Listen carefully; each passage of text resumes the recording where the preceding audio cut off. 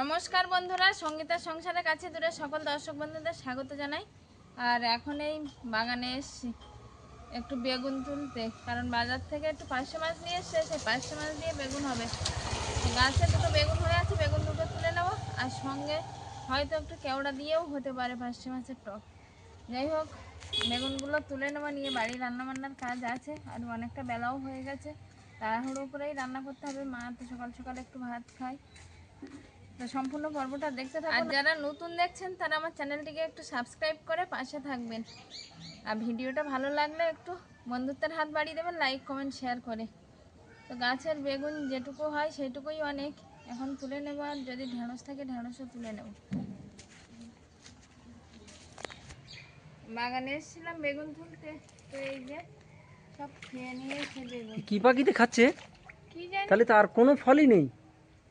আমি ওই জন্য ঝিঙে দিকে গেলাম, ঝিঙে নেই, বরবটি নেই, হ্যাঁ কোনো সবজি তো নেই, কিসে খাচ্ছে এরকম করে বুঝতেই পারছি না তো। কোথায় গেল? ওই একটা আছে বেগুন, আর আছে কি বেগুন? এইখানে তো 3-4টে বেগুন ছিল, ঝুলছিল এই গাছটাতে। এই একটা খেয়ে নিয়েছে দেখছি, এই একটা ছোট আছে, নিয়ে নাও।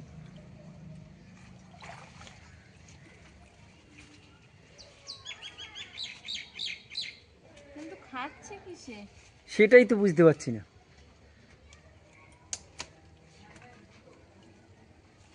বড় বেগুন ছিল ওইটা, ওই বড় বেগুনটা খেয়ে ফেলেছে দেখি। হ্যাঁ, কত বড় বেগুন! ওই যে কালকের পর্যন্ত ভালো ছিল, এই যে, এ বাবা!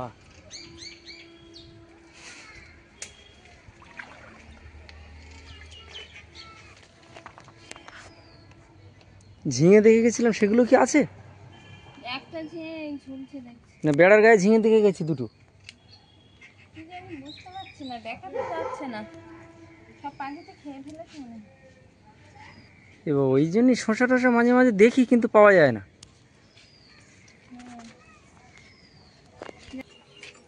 বাগান থেকে এসে আর এই পার্শে মাছ নিয়ে এসেছিল, সেই পার্শে মাছগুলো কাটতে বসে গেছে। আর বেগুন তো বিশেষ উঠলও না, দুটো তিনটে ছোট ছোট কচি বেগুন পেয়েছি, সেইগুলো নিয়ে এসছি। আগে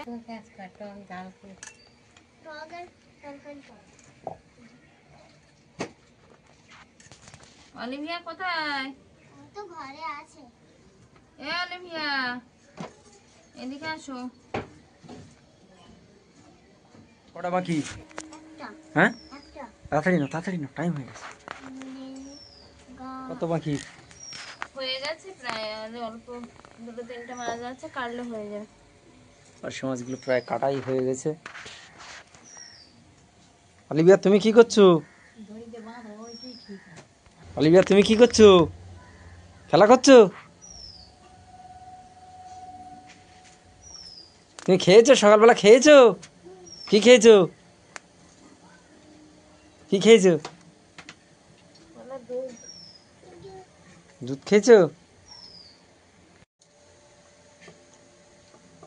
তাড়াতাড়ি খেয়ে নাও, না ঠামার কাছে দাও, থালা ঠামা গালে তুলে দেবেন। হয়ে গেছে।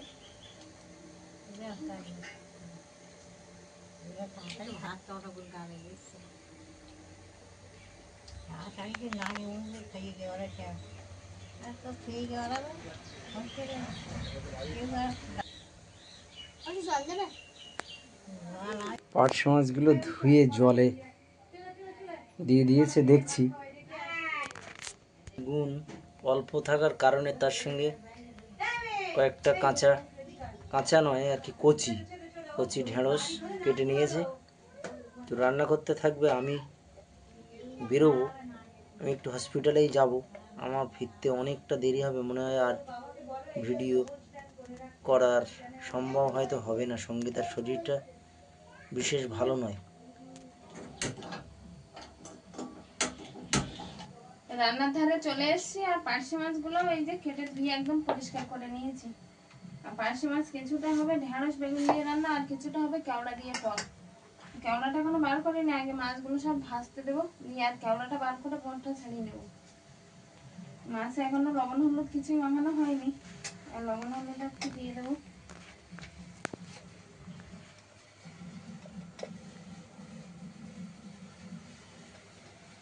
হলুদ আর লঙ্কা গুঁড়ো দিয়ে দিয়েছি, আর পরিমাণ মতো লবণটাও দিয়ে দেবো।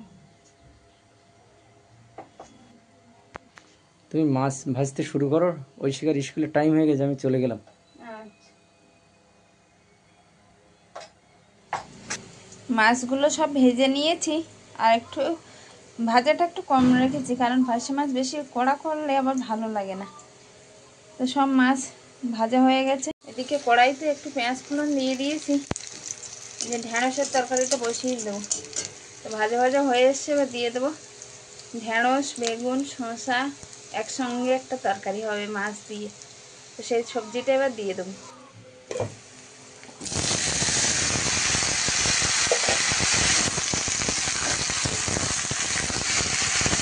দিয়ে দিচ্ছি পরিমাণ মতো হলুদ, একটু লঙ্কা গুঁড়ো,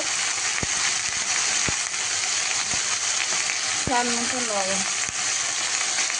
এই যে কেওড়াটাও নিয়ে নিয়েছি, আর এই কেওড়ার মোটাগুলো এখন ছাড়িয়ে নেব।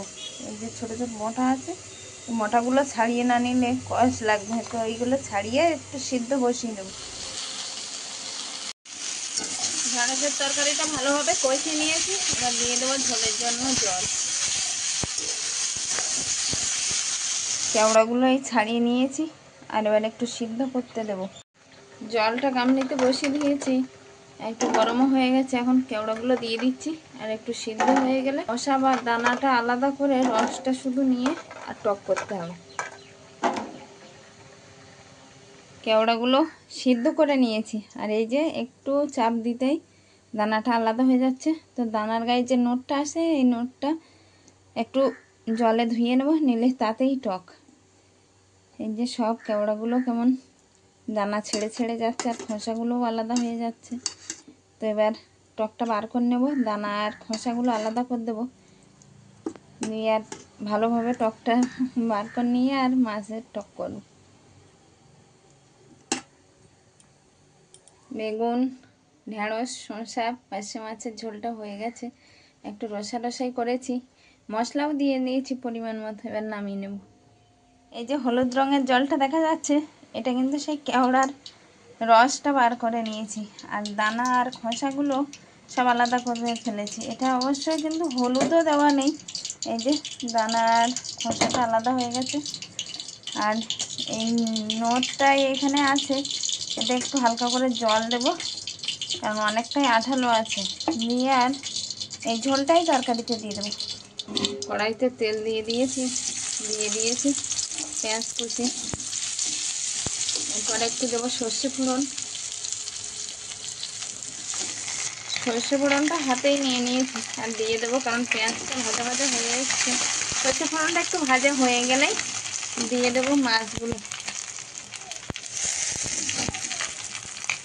মাছগুলো তো আগে থেকে সব ভেজে নিয়েছিলাম। আর এবার দিয়ে দেবো একটু জল, তারপরে দেবো টকের ঝোল।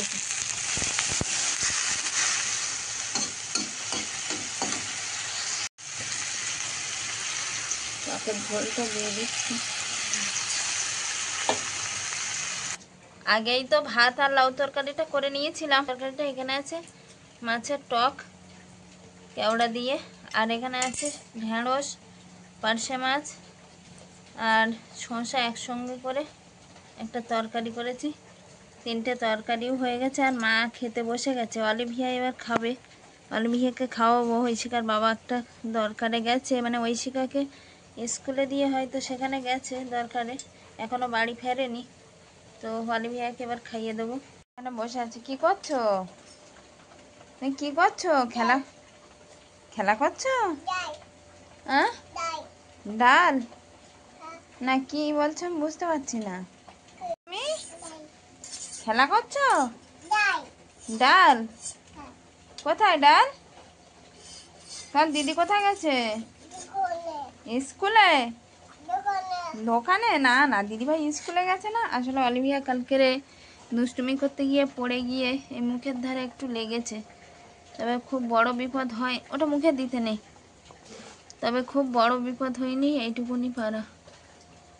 অল্পের উপর দিয়ে একটু লাল যেখানটা হয়েছে মুখের পাশে। এদিক ঘরও দেখি অলিভিয়া, দেখি অলিভিয়া, দেখি ঘরও। এই যে এখানে একটু লেগেছিল, তুমি ঠাকুরমা ভাতে মাছ খেয়েছো? এর আগে লাউ তরকারি দিয়ে খাওয়া হয়ে গেছে, আর এখন ঢেঁড়স মাছের তরকারি দিয়ে খাচ্ছে।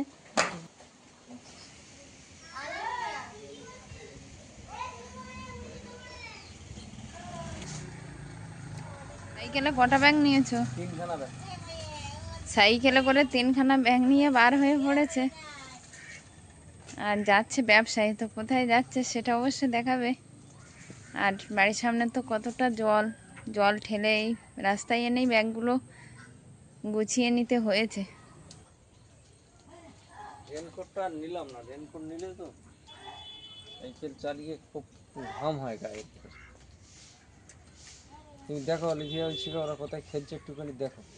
আচ্ছা ঠিক আছে। এই যে সামনের হ্যান্ডেলের গায়ে 2 সাইডে 2টো ব্যাগ, আর পিছন দিকে একটা ব্যাগ নিয়ে যাচ্ছে। সাবধানে যেও। ছাতা নিয়েছো? হ্যাঁ, ছাতা নিয়ে। আমি কিন্তু অনেকটা রাস্তা অতিক্রম করে মেন রাস্তার উপরেই এগিয়ে চলেছি। তো সম্পূর্ণ একটা গ্রামের মধ্য দিয়ে একটা সড়ক রাস্তা বেরিয়ে যাওয়ায় গ্রামটা অনেকটা উন্নতির ছোঁয়া লেগে আছে। আর পাশ দিয়ে মানুষের বসতি, জীবনচিত্র, মানুষের জীবনযাত্রার মানও অনেকটা উন্নতি হয়ে আছে। রাস্তা লাগোয়া বাড়িগুলোর মধ্য দিয়ে সেগুলো প্রকাশিত হচ্ছে। তো আমি আরও অনেকটা রাস্তা এগিয়ে যাব। এইখান থেকে এই যে রাস্তাটা দেখা যাচ্ছে এই রাস্তাটা চলে গেছে কালিকাপুরের দিকে, কালিকাপুর স্টেশনের দিকে। আর আমি এগিয়ে চলেছি তেমাথা থেকে চাম্পাটে স্টেশনের দিকে।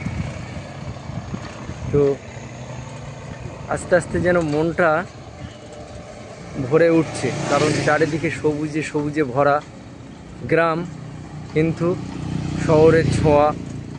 বেশ ভালোই লাগে। কর্মব্যস্ত মানুষ সব একে একে বাড়ির অভিমুখে রওনা দিয়েছে।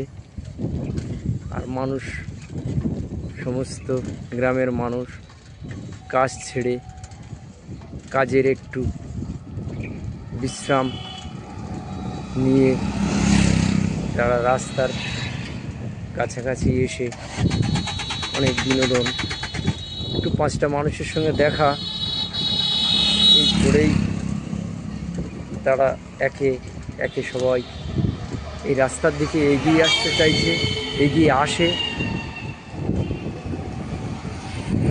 তো এখনও আমাকে অনেকটা রাস্তা অতিক্রম করে যেতে হবে এই রাস্তা ধরে।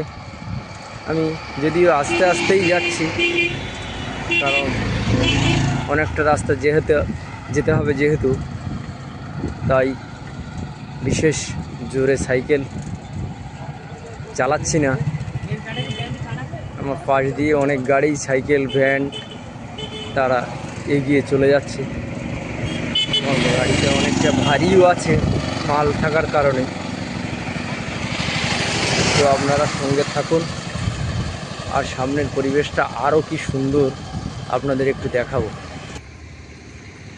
আমি যে জায়গাটা যাচ্ছি সেই জায়গাটার মধ্যে রাস্তার পাশ দিয়ে এই জায়গাটা ফাঁকা আছে। তো হঠাৎ আমি দাঁড়িয়েই পড়লাম মেঘ দেখে, আর লোভ সামলাতে পারলাম না। কি সুন্দর একটা মনোরম পরিবেশ দেখে মনটা অনেকটা হালকা হয়ে গেল। সাদা মেঘটার গায়ে রৌদ্রের ছটা পড়ছে।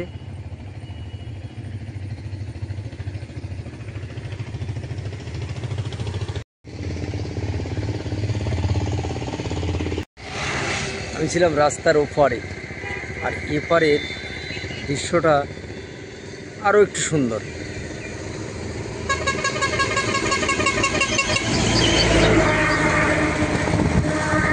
সারি সারি নারকেল গাছ, আর বেশিরভাগ গাড়িগুলো এই দিক দিয়েই আসছে, কারণ এই যে দিক দিয়ে আসছে এই দিকটা কলকাতা, আর এপার দিয়ে যে অটোটা যাচ্ছে এটা গ্রাম থেকেই যাচ্ছে। তো মানুষ সব কাজের থেকে ফিরছে কলকাতা থেকে বাড়ির অভিমুখে।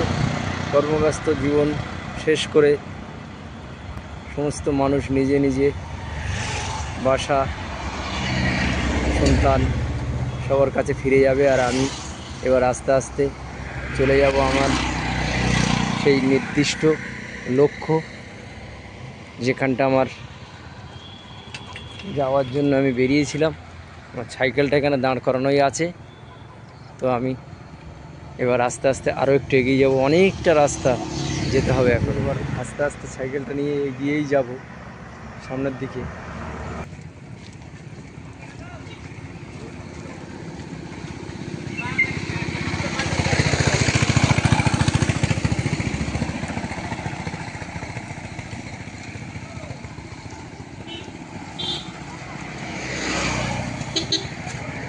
গরুগুলো খাচ্ছে, কিন্তু আস্তে আস্তে বাড়ির দিকে এগিয়েই চলেছে।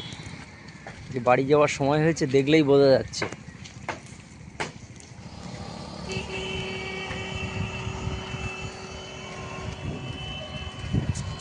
আমি সাইকেল নিয়ে এগিয়েই চলেছি।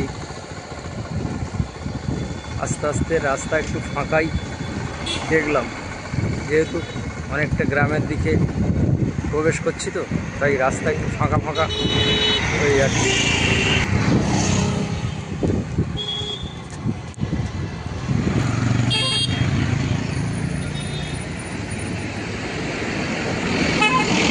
অবশেষে আমি একদম আমার সেই নির্দিষ্ট লক্ষ্য, নির্দিষ্ট গন্তব্য, যেখানে আমার আসার দরকার ছিল, যেখানে আসার জন্য বেরিয়েছিলাম, সেখানে এসে পৌঁছে গেছি এই দোকানে। তো এবার আস্তে আস্তে ব্যাগগুলো নামিয়ে নেব, এই দোকানে মালগুলো দেবো। এখানের কাজ আপাতত আমার শেষ, মাল সব নামানো হয়ে গেছে, সাজিয়েও দিয়েছি। আর এই যে দোকান, এখান থেকে এবার আমি বাড়ির অভিমুখে রওনা দেব। ভদ্রলোক এই মালিক এই বসে আছেন। দাদা আসলাম। যেতে যেতে আমি দাঁড়িয়ে গেলাম স্কুলটার পাশে। স্কুলটার পাশে এখানে একটা লোক, একটা স্ট্যাচু বানানো, একটা গ্লোভের উপরে একজন ছাত্র আর একজন ছাত্রী দুজন বসে আছে। সুন্দর একটা দৃশ্য। তো নিচে একটা ঝালমুড়ির দোকানও আছে, আর উপরের এই গ্লোভটা দেখেই আমি দাঁড়িয়ে গেলাম। এখান থেকে আবার আমি রওনা দেব। এতে করে কী হচ্ছে, আমার কষ্টটাও অনেকটা কম হচ্ছে, আর একটু মাঝ রাস্তার কিছু দৃশ্যও আমি দেখাতে পারছি। ফিরতে ফিরতে তো অনেকটা রাত্রি হয়ে গেল, মানে এখনও ফেরা হয়নি বললেই চলে। আমি মাঝ রাস্তায় আছি। তো এখন এখান থেকেই আবার যাব কারখানায়, সেখান থেকে মাল নিয়ে তারপরে বাড়ি ফিরব।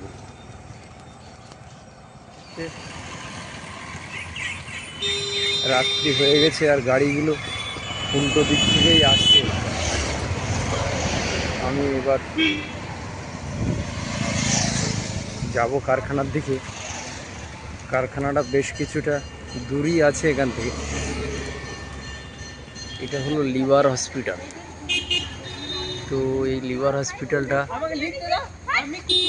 আমাদের কলকাতার অন্যতম একটা বড় লিভারের হসপিটাল। আমি লিভারের হসপিটালের গেটের কাছেই চলে এসেছি। এখানে একটু রেস্ট নেব, দোকান থেকে একটু চায়ে চুমুক দিয়ে তারপরে আস্তে আস্তে এগিয়ে যাব। চায়ের দোকানে বসে পড়েছি, আর একটু চায়ে চুমুক দিয়ে এই পাশের বাড়ির ভাই, ও ঘুগনি ব্যবসা করে, তো দেখা হলো, বললো আসো একটু চা খেয়ে নেই। এই চায়ের দোকানে এসে পড়লাম।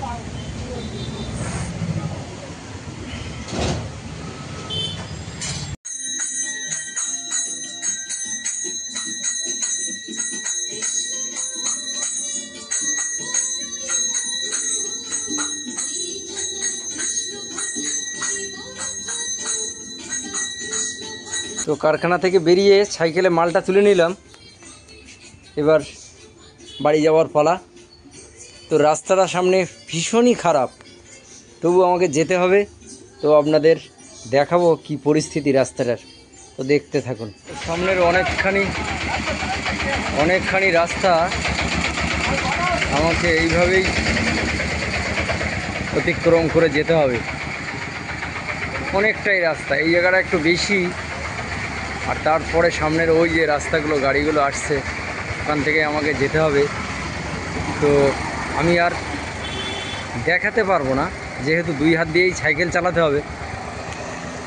তো সামনের দিকে এগিয়ে গিয়েই দেখাচ্ছে কতটা রাস্তা আমি এরকমভাবে অতিক্রম করে যাব।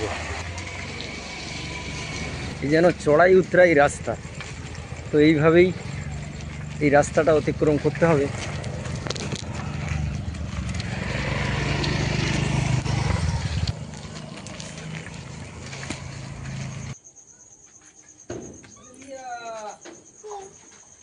কে আসছে?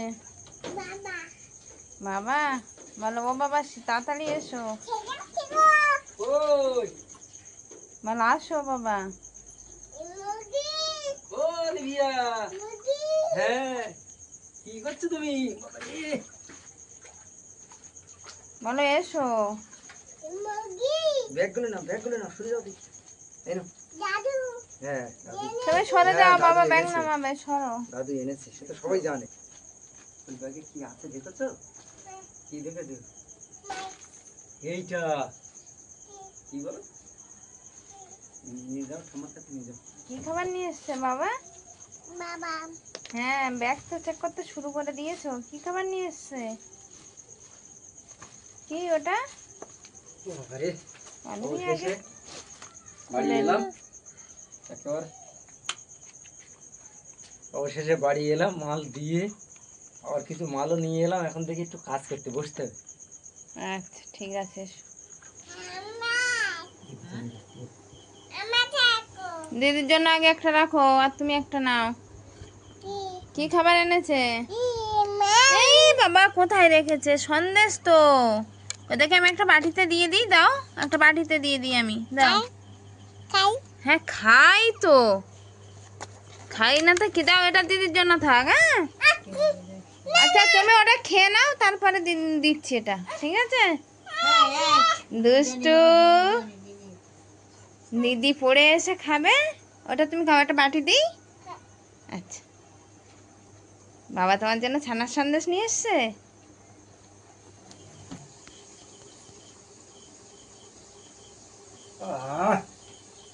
কই গেল? ভালো ভালো ভালো, রাম দাও তো, রাম দাও। হ্যাঁ বাবা খাবার এনেছে না, এখন আদরের বহরটা খুব। আবার বলো, বলো খাও। আচ্ছা আচ্ছা, আমি খেয়েছি, তুমি খাও, তুমি খাও। ভালো লেগেছে? ভালো লেগেছে? খাও খাও। ঠাম্মা খাবে না, ঠাম্মাকে মিষ্টি দিও না, ঠাম্মা খাবে না।